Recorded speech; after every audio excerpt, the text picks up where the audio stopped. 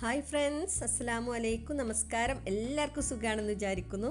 അപ്പോൾ ഇന്നത്തെ റെസിപ്പി നമുക്ക് വീട്ടിലുള്ള കുറഞ്ഞ ഇൻഗ്രീഡിയൻസ് വെച്ചിട്ട് ചെയ്യാൻ പറ്റുന്ന വളരെ ടേസ്റ്റി ആയിട്ടുള്ള ഒരു ഈവനിങ് സ്നാക്കിൻ്റെ റെസിപ്പിയാണ്.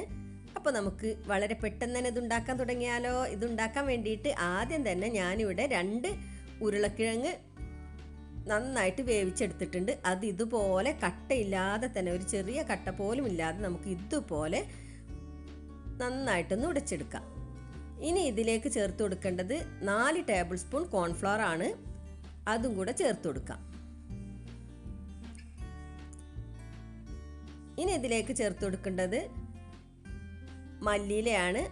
ഞാനിവിടെ പാഴ്സ്ലിയാണ് ചേർത്ത് കൊടുക്കുന്നത്. അപ്പോൾ പാഴ്സ്ലി ആണെങ്കിൽ അത് ചേർത്ത് കൊടുക്കാം, മല്ലിയിലയാണെങ്കിൽ മല്ലിയില ചേർത്ത് കൊടുക്കാം. പിന്നെ കറിവേപ്പില ഉണ്ടെങ്കിൽ കറിവേപ്പിലയും കൂടെ ചേർത്ത് കൊടുക്കാം.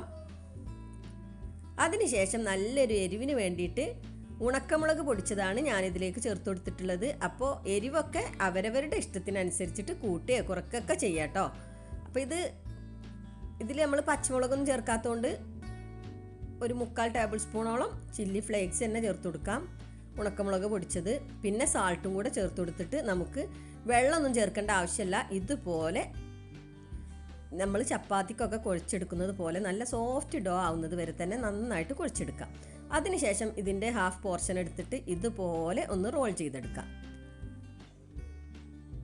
ഇതുപോലെ റോൾ ചെയ്തതിന് ശേഷം നമുക്കിതിനൊരു ഡിസൈൻ കൊടുക്കാം. അതിനു വേണ്ടി ഫോർക്ക് എടുത്തിട്ട് ഇതുപോലെ ഒന്ന് പ്രസ് ചെയ്ത് കൊടുത്താൽ മതി. ഇനി നമുക്കിത് ഏത് വലിപ്പത്തിലാണോ നിങ്ങൾക്ക് വേണ്ടത് ആ ഒരു വലിപ്പത്തിൽ ഇതുപോലെ കട്ട് ചെയ്തെടുക്കാം. വളരെ എളുപ്പമല്ലേ ഇത് ഉണ്ടാക്കിയെടുക്കാൻ. ഇപ്പം ഞാനിവിടെ മുഴുവനായിട്ടും ഇതുപോലെ ചെയ്തെടുത്തിട്ടുണ്ട്. ഇനി നമുക്ക് വേണ്ടത് 2 എഗ്ഗാണ്. അത് ഈ ബൗളിലേക്ക് പൊട്ടിച്ചെടുത്തതിന് ശേഷം നന്നായിട്ടൊന്ന് ബീറ്റ് ചെയ്തെടുക്കാം. ഇനി മറ്റൊരു ബൗളിലേക്ക് നമുക്ക് ബ്രെഡ് പൊടിച്ചതാണ് ചേർത്ത് കൊടുക്കേണ്ടത്. അതും കൂടെ ചേർത്ത് കൊടുക്കാം. ഇനി ഓരോന്നായിട്ട് എടുത്തിട്ട് എഗ്ഗ് മിക്സ്ചറിൽ ഇതുപോലെ ഡിപ്പ് ചെയ്യാം. അതിനുശേഷം ബ്രെഡ് ക്രംസിലിട്ടിട്ട് പിന്നെ എല്ലാ ഭാഗവും ഇതുപോലെ കോട്ട് ചെയ്തെടുക്കാം. അപ്പോൾ ഞാൻ ഒന്നും കൂടി ഇത് ഡിസൈൻ ചെയ്ത് കൊടുക്കുന്നുണ്ട്. അപ്പോൾ അങ്ങനെ ഡിസൈനൊക്കെ വേണമെന്നുണ്ടെങ്കിൽ മാത്രമേ നിങ്ങളത് ചെയ്ത് കൊടുത്താൽ മതി. അല്ലെങ്കിൽ ഫസ്റ്റ് ഡിസൈൻ ചെയ്ത ആ ഒരു ഡിസൈൻ തന്നെ മതി.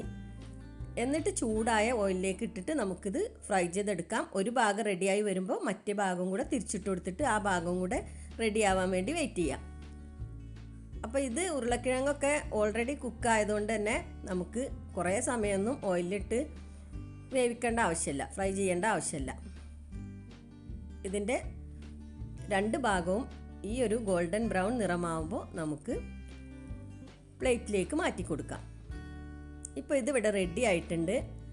ഇതിൻ്റെ മുകൾ ഭാഗം നല്ല ക്രിസ്പിയും ഉൾഭാഗം നല്ല സോഫ്റ്റും ആയിരിക്കും. അപ്പോൾ നമ്മുടെ വളരെ എളുപ്പത്തിൽ ഉണ്ടാക്കാൻ പറ്റിയ സ്നാക്ക് ഇവിടെ റെഡി ആയിട്ടുണ്ട്. ഇതുപോലെ റെഡിയാക്കി നോക്കാത്തവരുണ്ടെങ്കിൽ റെഡിയാക്കി നോക്കണം. പിന്നെ നിങ്ങൾക്ക് ഈ വീഡിയോ ഇഷ്ടമായിട്ടുണ്ടെങ്കിൽ ലൈക്ക് ചെയ്യാൻ മറക്കരുത്. അതുപോലെ തന്നെ നിങ്ങളുടെ വിലയേറിയ കമൻസും അറിയിക്കണം. ഇതിൻ്റെ കൂടെ ടൊമാറ്റോ സോസോ ഗാർലിക് സോസോ ഒക്കെ യൂസ് ചെയ്തിട്ട് കഴിക്കാം.